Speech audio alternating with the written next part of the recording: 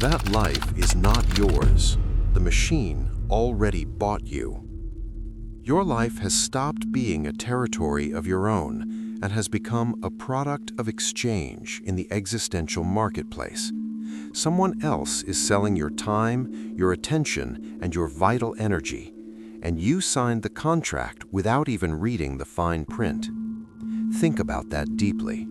The existential exhaustion you feel every Sunday evening is not simple laziness or moral weakness.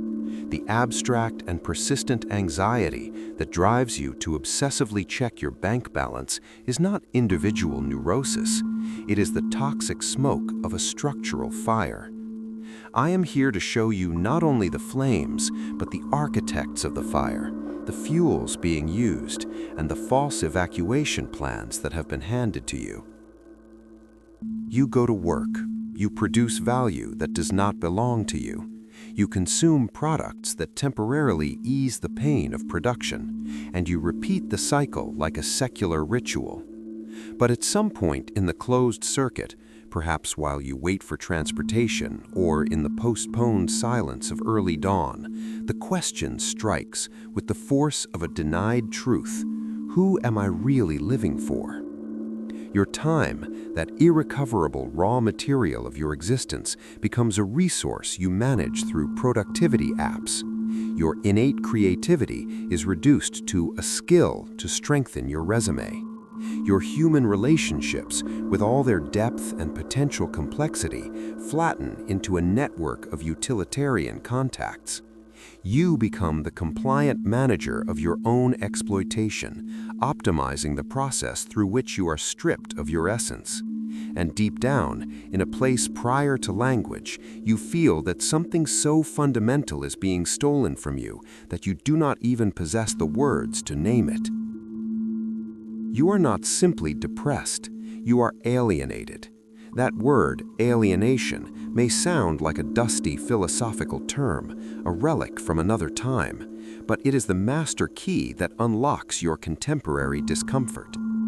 A man who died in material poverty more than 140 years ago, Karl Marx, did not only name your existential emptiness, he dissected, with surgical precision, the social machine that produces it systematically. And his diagnosis was not reserved for workers in overalls in smoky factories. It was, and still is, for anyone whose life has been turned into a commodity, whose time has been monetized, for you who exchange finite hours of life for numbers fluctuating in a digital account, who seek meaning in social media algorithms and validation in screens that reflect a carefully curated identity. This is not merely a lesson in economic history, it is an autopsy manual so that you may dissect your own reality. What Marx described as the system is not only the factories of the 19th century, it is the invisible machinery organizing every aspect of your modern world. The student or mortgage debt you sign as a future pact, the performance you optimize through hustle culture, the anxiety you medicalize and normalize as a personal flaw. The promise is simple and direct. On the journey we are about to undertake, the invisible prison you inhabit will reveal its bars, and by understanding its architecture, you will hold the blueprint of escape. Because understanding alienation at its root is not an abstract theoretical exercise, it is turning on the light of critical consciousness and seeing, for the first time with devastating clarity, the precise contours of the cage in which you have always lived, breathed, and dreamed. The Poisoned Prophet. How a man is forged to declare war on reality. Let us kill the first idol. Let us demolish the statue, the image of the solemn, immovable, bearded figure, the marble bust in the squares of fallen regimes. The real Karl Marx was not forged in the calm of libraries, but on the burning anvil of failure, exile, and necessity. His life is not a simple linear biography. It is a manual on how reality can break a man into 1,000 pieces and how he, in response, chooses to take those fragments and use them to break reality itself. Imagine this first formative philosophical trauma. You are 6 years old. Your father, Heinrich Marx, a brilliant lawyer and a man of the Enlightenment, a defender of reason, kneels. He converts to Protestant Christianity not out of sincere faith, but out of pure social survival. Because in 19th century anti-Semitic Prussia, being Jewish meant that the doors of the state, the university, respectable society slammed shut. Your first conscious memory is not a childhood game, but a pragmatic capitulation. The lesson is clear and brutal. Truth, your identity, your lineage are negotiable currencies. Reality is a theater of appearances, and integrity is an expensive luxury your family cannot afford. How many disguises have you put on today just to survive? The harmless workplace personality? The opinions you soften at family dinners to avoid conflict? That was his basic training in necessary hypocrisy, seeing the world as a gigantic farce in which you must perform in order not to perish. But he was an intellectual prodigy, a titan of the mind who devoured philosophy, history, poetry, and law with insatiable hunger. And that is the second act of the tragedy, giving a mind of such power and hunger for coherence a world that stubbornly refuses to be rational, just, or free. At 24, he writes journalistic articles that are works of art in political venom and philosophical satire. He analyzes, for example, the misery of peasants who steal firewood to survive, and demonstrates with impeccable logic that the new laws do not embody abstract justice, but are the legal rationalization of theft committed by the powerful. His words are knives sharpened on the blade of dialectics. But every knife he throws crashes against an impenetrable wall of state censorship and political repression.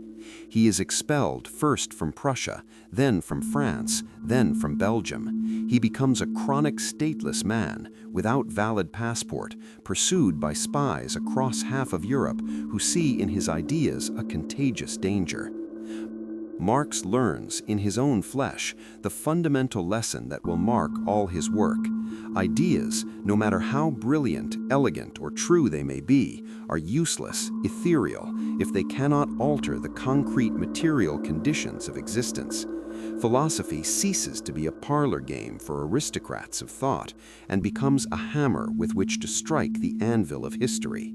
You need a theoretical instrument that does not merely interpret the world in different ways, but can splinter it, transform it. His life no longer has a terrestrial homeland. His only nation will be naked truth, however uncomfortable it may be. Does that sound even remotely familiar?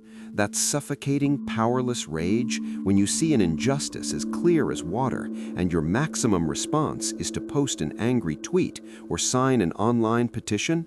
He felt it on a cosmic scale, facing monarchies and repressive states, and he decided that if the system would not grant him a place under the sun, he would declare war on the system in its entirety, on its economic foundations and its moral justifications.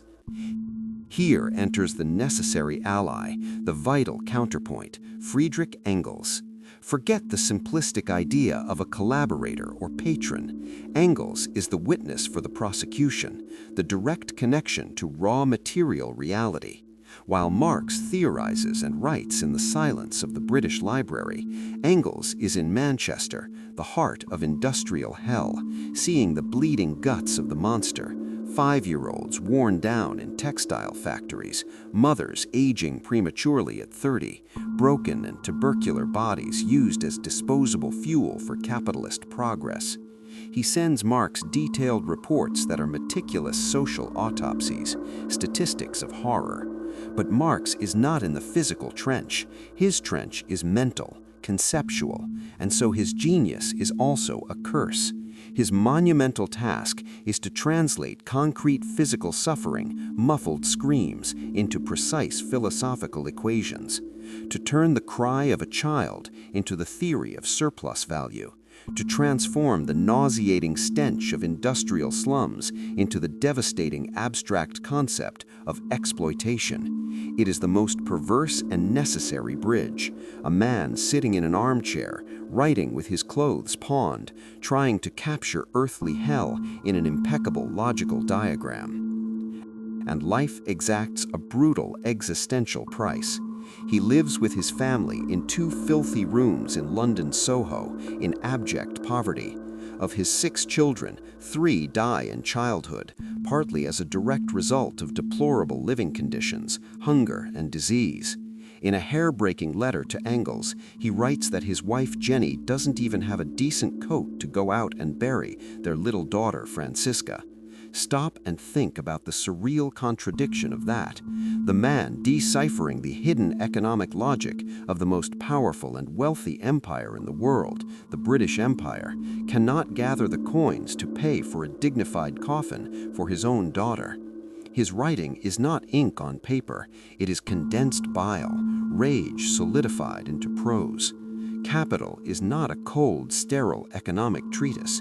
It is the diary of a man who sees the specter of Mephistopheles in every pound sterling note, who writes with the ghost of his dead children breathing down his neck, perhaps accusing him of choosing revolution over their immediate well-being.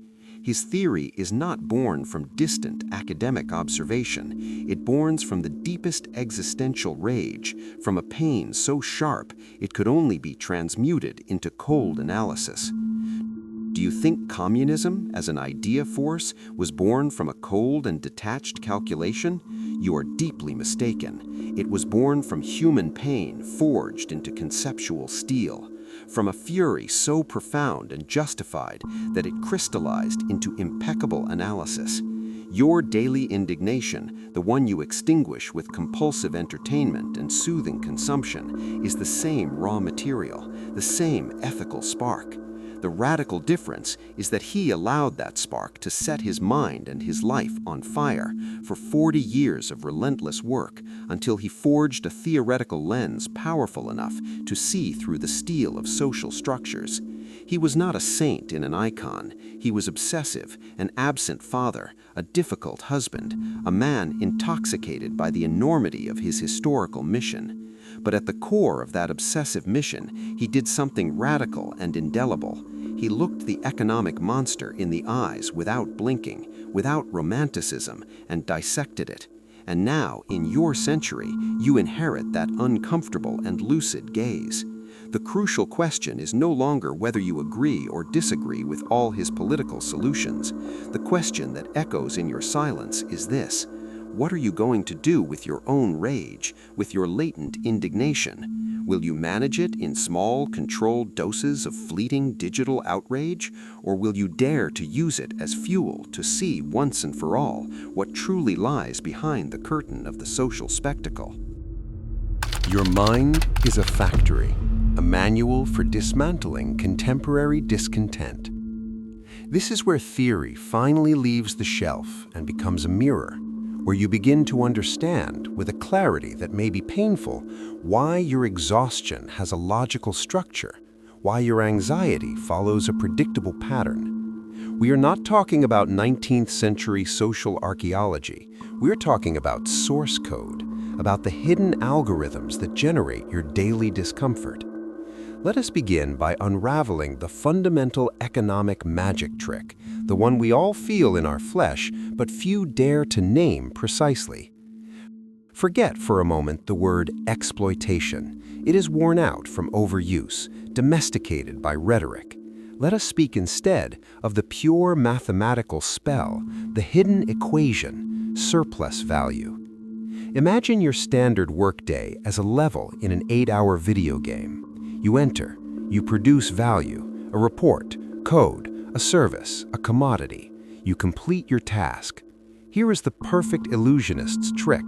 According to Marxist analysis, in the first 2 or 3 hours of your day, you have already generated value equivalent to your daily wage.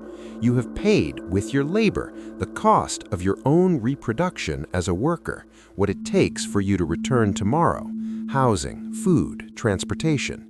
The remaining 5 or 6 hours are pure loot for whoever owns the means of production. That unpaid creation of value is surplus value. It is not a melodramatic robbery like that of a bandit. It is a silent, mathematical, legal, systemic extraction. They do not steal only physical effort. They steal irrecoverable lifetime, fragments of your finite biography. Every unpaid extra minute is a sentence in your personal novel, written not for you, but as profit for someone else. Your monthly salary is not the fair price of your total labor. It is the price of your basic survival, the bait necessary to ensure that you return tomorrow to the wheel and are cyclically robbed again. It is the mechanism of a clock that marks someone else's hours. Translate this into your modern reality. The spectacular success of the entrepreneur influencer selling you productivity and financial freedom courses is built in large part on the stolen and alienated time of others. His freedom is the mirror reflection of thousands of alienated workdays. His hour of podcasting is worth what it is worth because your hour at the office or working remotely is worth less than what you actually produce for the system. But the spell is so perfect that it makes you admire the magician, the successful entrepreneur, long for his position, instead of seeing the hidden mechanism of the trick, the private appropriation of collective value. And this brings us directly to the core of the diagnosis, to the master concept that explains your modern discomfort: alienation. It is not a vague feeling of dissatisfaction. It is a process of social surgery in 4 consecutive acts, a methodical dissection of your humanity. Act 1. Alienation from the product of your labor. You do not see your soul, your unique creative imprint in what you create each day. Your line of code, your quarterly report, the sandwich you assemble, the endless spreadsheet, becomes something alien, a commodity that separates from you the very instant you produce it and is thrown onto the market. It does not carry your fingerprint. It is not an extension of your being. It is a stranger born from your hands. Your work does not build you. It does not fulfill you. It dismantles you. It empties you. At the end of the day, you are more hollow, more existentially drained than when you began, because you have externalized a tangible piece of your potential life, of your creative time, into an object that will never again be yours, and whose final destination does not concern you. Do you constantly feel that what you do does not represent you, that it is alien to you? That is not merely an existential crisis or an attitude problem. It is a mathematical, almost physical consequence of your position within the productive machinery. Act 2. Alienation from the act of working itself. Work ceases to be an end in itself, an act of joyful creation or meaningful service, and becomes exclusively a means to an external end, survival, paying bills. What you do, the content and meaning of the task, is sacrificed on the altar of why you do it, the paycheck at the end. The act itself is corrupted. You become an interchangeable appendage of a larger machine. Your innate creativity, your personal judgment, your natural rhythm of work are seen as enemies of efficiency and standardization. Monday becomes your ontological enemy, an intrusion into your lifetime. Friday becomes a false god to whom you are devoted out of necessity. And Sunday afternoon, that familiar oppressive dread, is the anguished premonition of having to mutilate your lifetime again, to become an instrument once more. You do not necessarily hate the specific tasks of your job. You hate the forced conversion, the perverse alchemy that transforms your life into a mere instrument for someone else's end.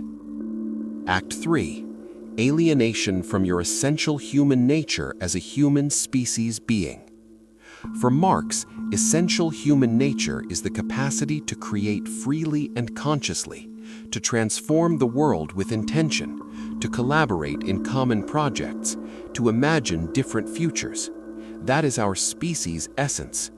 But the capitalist system reduces your multifaceted humanity to a single utilitarian function: consumption. Your social value does not primarily reside in what you creatively produce for the community, but in your ability to purchase what others have produced.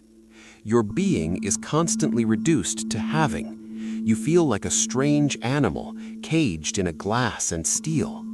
On a deep and intuitive level, you know you could be much more, create more beauty, collaborate more deeply, contribute more meaning. But the system offers you instead an endless catalog of prefabricated and stylized identities to buy: the fit athlete, the cultural nerd, the Instagram traveler, the hustler entrepreneur. You become alienated from your own limitless human potential.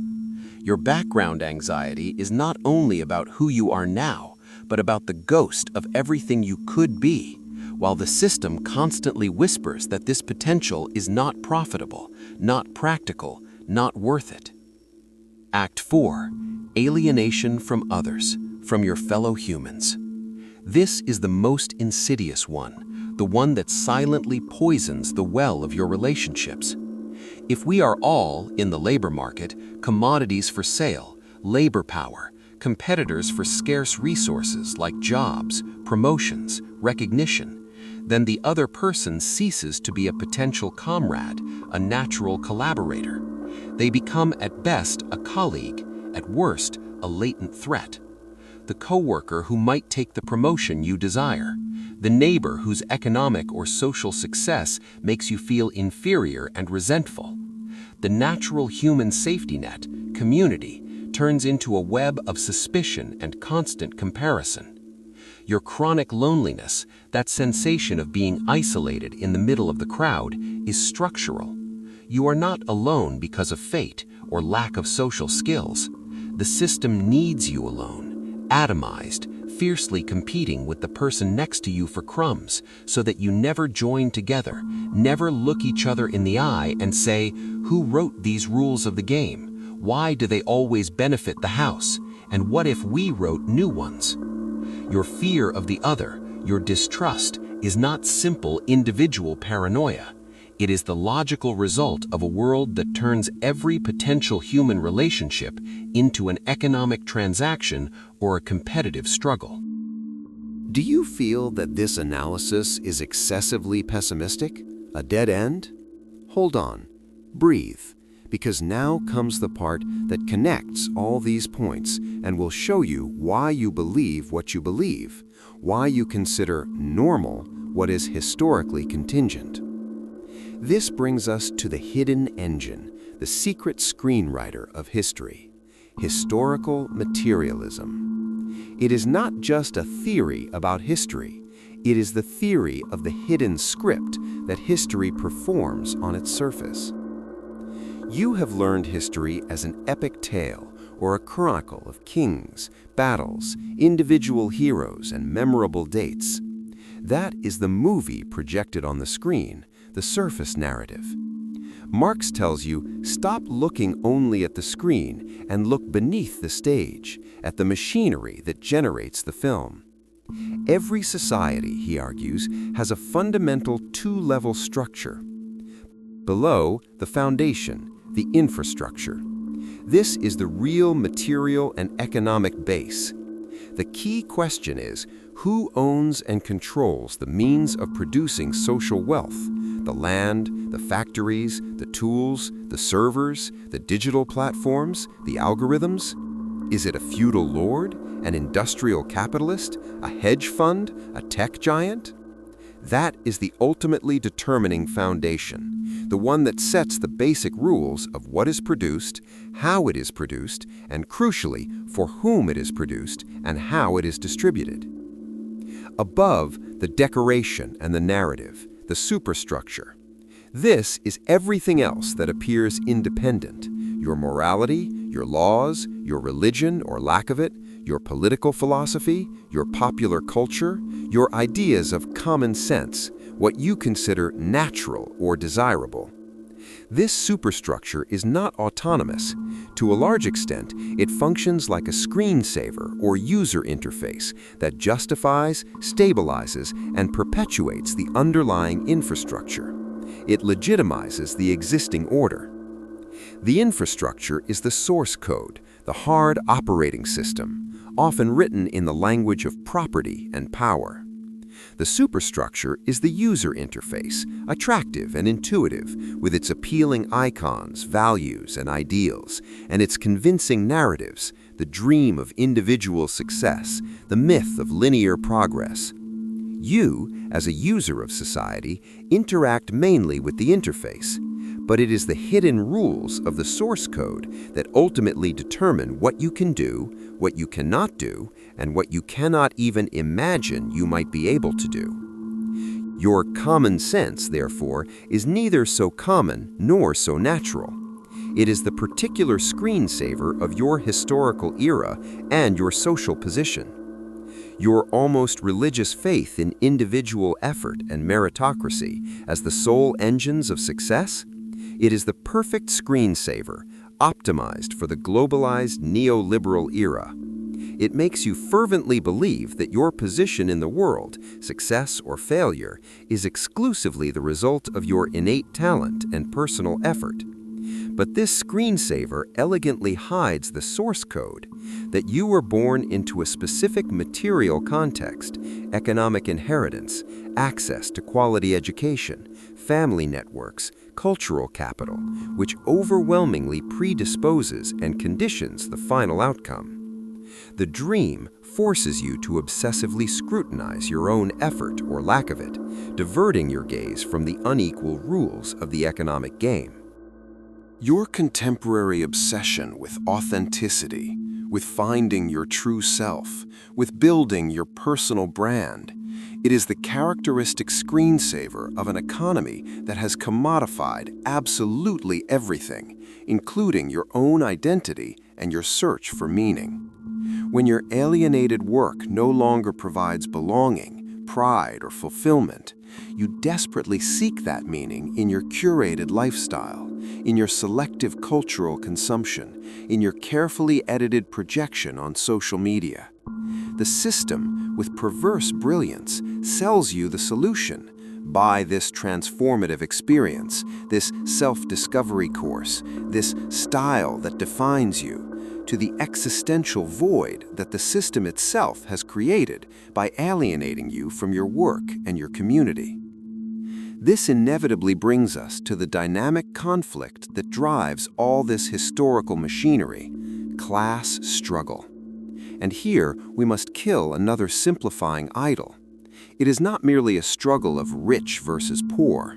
It is deeper, more structural, more dialectical.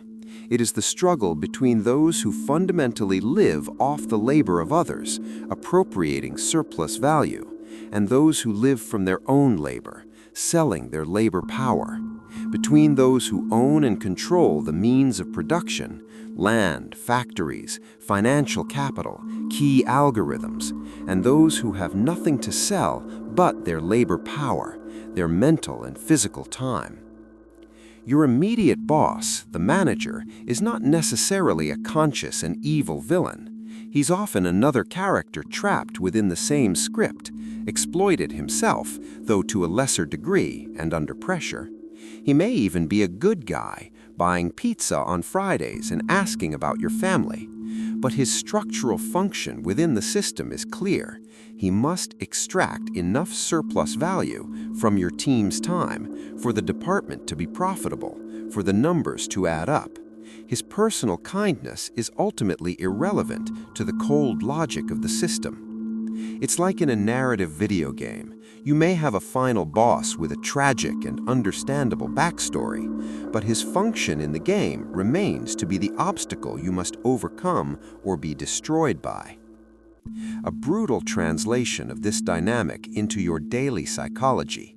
your constant anxiety about status, your visceral fear of falling into precarity, your compulsive desire to climb, to engage in utilitarian networking, to optimize and reinvent yourself constantly in order to remain employable, are not character flaws. You are not weak or greedy for feeling them. It is the economic operating system running in your brain.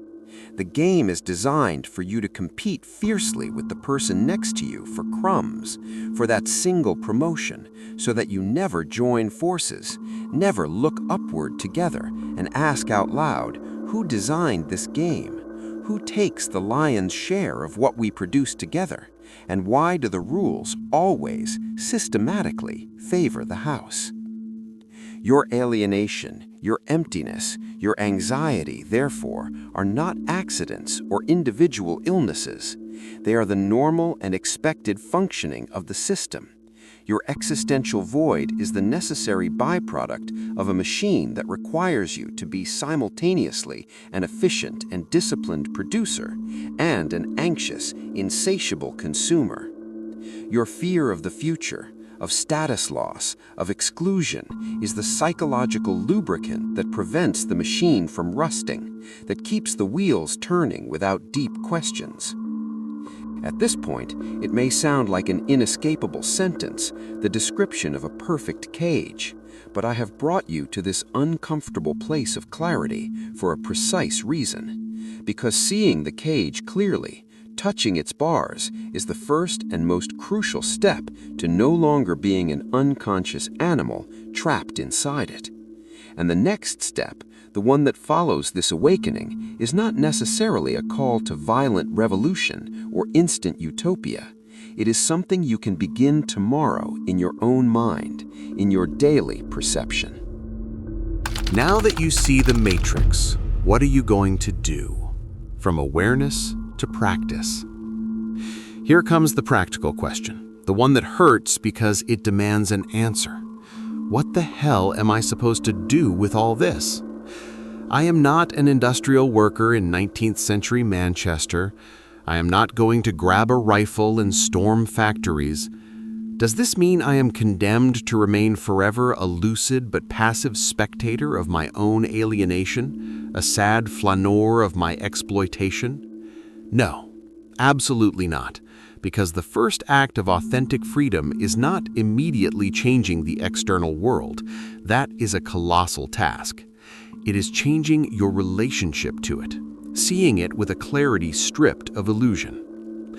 And from that new solid ground of awareness, you can begin to hack your position within the system, to create spaces of autonomy, to practice a mental defection that precedes any structural change. So I offer you an initial philosophical hack, a concrete practice you can apply starting tomorrow. The practice of conscious recognition. Tomorrow, at your job, in your routine, you will perform a single exercise of pure attention. Identify one crystal clear moment of alienation, just one, sharp and unmistakable, and name it mentally, using the concepts you now possess. It will be that absurd report you know, in your heart, no one will ever read, the endless meeting that could have been resolved with a 2-line email, the forced and servile smile you offered to a client who openly despises you, the exact moment you press send on that crucial email and physically feel that a significant piece of your vital energy, of your unrepeatable time, has disappeared forever into a corporate black hole from which there is no return. Do not fight it in that instant. Do not complain out loud. Simply observe it, like an ethnographer of your own life, and say to yourself with diagnostic precision, this is alienation from the act of working. This is my life being converted in this precise moment into a pure instrument for someone else's end. That simple act of naming with theoretical precision is a strike of cognitive sovereignty, because you remove the power from unquestioned normality. You stop being a passive symptom of the system and become an active diagnosis, a subject who understands the nature of his own discomfort. You are no longer simply stressed or burned out. You are alienated. And once you apply the correct conceptual label, the spell of normality begins to weaken. The dense fog of accepted routine thins, even if only for a moment, and you see the mechanism exposed. Second hack, the archaeology of consumption. The next time you buy something, a new phone, fast food, an app subscription, a cheap t-shirt, do not think only about the monetary price. Ask yourself, even briefly, this uncomfortable question. How many alienated lives, how many stolen workdays are condensed and made invisible in this object? Do not do it primarily to feel guilty and paralyze yourself. Individual guilt is another excellent lubricant of the system. It immobilizes you in self-reproach and diverts energy away from collective action. Instead, do it to see the invisible connections, to make tangible the global chain of alienation. Behind every cheap commodity, there is, with high probability, a long chain of stolen lifetime, mutilated creativity, human lives reduced to their pure productive functions somewhere in the world. When you visualize that, even imperfectly, the consumer object loses its magic, its fetish quality. It becomes transparent. It reveals its hidden human costs. And you, in that act of seeing, cease to be only a passive consumer. You become, if only for a moment, a critical archaeologist of someone else's misery. It's hard, it's uncomfortable, but it's real. And truth, even if it hurts at first, is the only solid ground from which something different can be built. Because this entire exercise, at its core, is not about blaming particular individuals, your boss, the entrepreneur, the politician. It is fundamentally about stopping the lies you tell yourself, about breaking the self-deception the system encourages. Marx as an intellectual tool does not offer you a perfect, detailed, error-free political blueprint for the 21st century. It offers something perhaps more valuable and enduring, the antidote to the great lie. The lie they tell you through every channel: if you work hard, you will be free and rich. The lie you tell yourself in order to survive: my value as a person equals my work productivity. The medicalized lie: your anxiety and your emptiness are purely a personal chemical imbalance, a disorder to be treated, not a legitimate symptom of social distress. Now comes the practical challenge, the transition from thought to a small act of conscious communion. Do not tell me in the comments whether you agree or disagree with Marx at an ideological level. That is too easy. That is staying in abstract debate. Instead, if this text resonated with you, I propose this. Write down for yourself, or share, if you wish, a single word. The word that defines today your sharpest and most specific form of alienation. Is it disconnection from what you do? Routine on autopilot? Fear of falling? Toxic competition? Emptiness of meaning? Guilt for not producing more? Exhaustion at an existential level? Let us do something with that recognition. Let us build together, even symbolically, a living dictionary of our shared discomfort, a mosaic of key words that proves, in real time and in tangible form, that all of this is not an abstract theory from a man who died a century and a half ago. It is the concrete, painful, shared texture of our contemporary lives. You are not alone in the cage. All of us, to different degrees, feel the cold bars, even if until today we did not know how to name them precisely. That shared act of naming, of recognizing yourself in another's suffering, is our first form of real, non-alienated human connection, a connection forged through honest and courageous acknowledgement of our common confinement. Today, we dismantled piece by piece the invisible machine that systematically steals your life. We named its main gears: surplus value, the mathematical theft of time; alienation, the fourfold dissection of your humanity; historical materialism, the hidden script of history. But this knowledge, this clarity, leaves you standing in a deeply uncomfortable place, does it not? A dangerous place. If the old world, the one you were told was the only possible one, reveals itself as a well-decorated spiritual prison, if the god of consumption and individual success shows its feet of clay, then what do you believe in now? On what foundations, truly your own, will you build your meaning from this day forward? This is where philosophy stops being external analysis and becomes personal, urgent, vital. Killing false idols, the market as God, success as salvation, is only the first step, the negative one. The second step, infinitely more difficult and crucial, is to build your own inner temple on ground that is now cleared but uncertain. You need new tools to live among the smoking ruins of the old system without becoming cynical, which is surrender disguised as intelligence, without giving up, which is passive acceptance, without falling into new dogmas or new messiahs, which is simply repeating the same mistake. Therefore, our next philosophical encounter will not offer you cheap comfort. It will not give you easy answers wrapped in toxic positivity. It will give you something far more powerful and transformative, the conceptual hammer to forge your own meaning from scratch.